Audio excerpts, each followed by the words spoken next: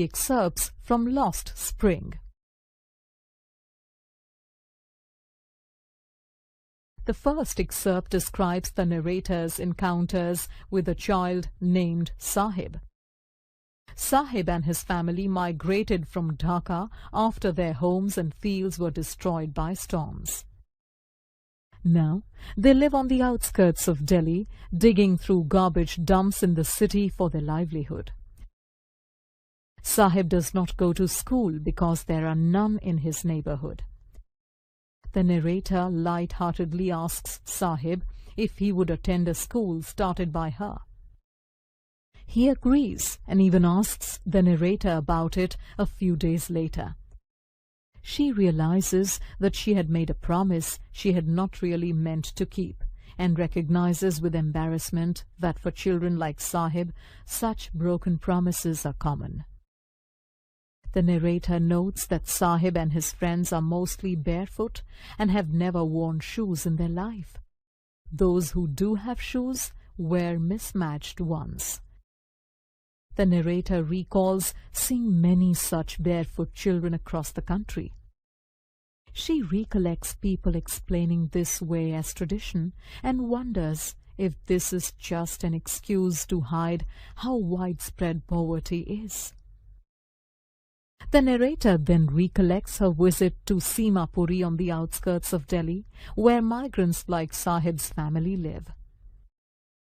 The neighborhood is dotted with mud and tin houses without water or drainage.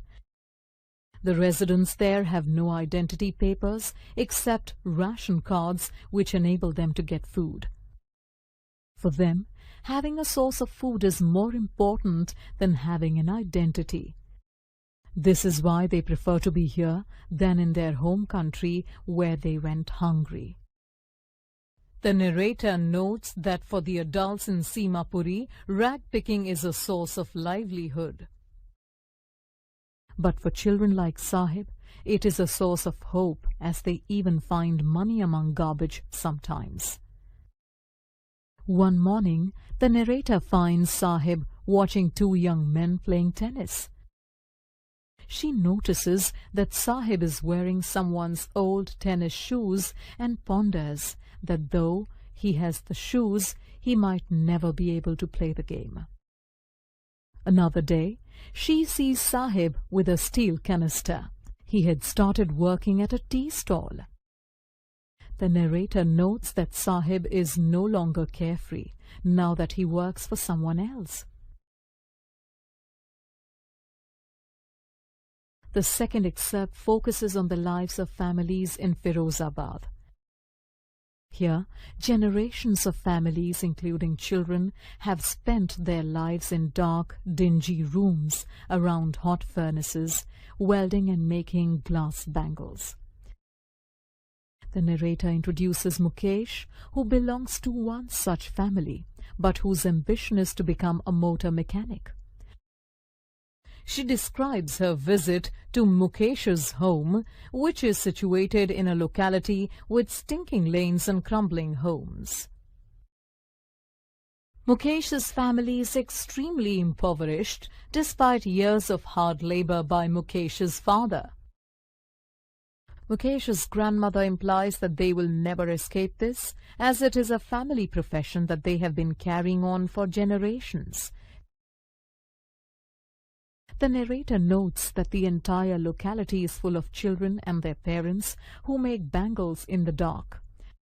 Quite often, the children go blind before entering adulthood.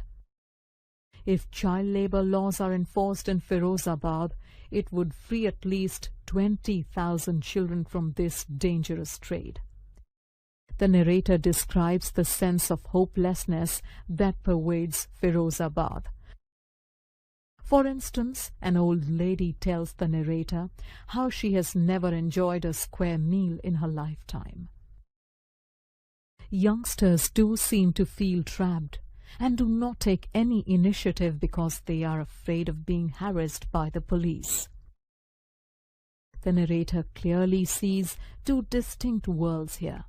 One of the poverty-stricken bangle makers, limited by their caste-linked profession, and that of middlemen and authorities who ensure that the vicious circle continues. Both worlds stop young children from dreaming, making them slaves to their fate. Hence, the narrator is cheered by Mukesh's declaration,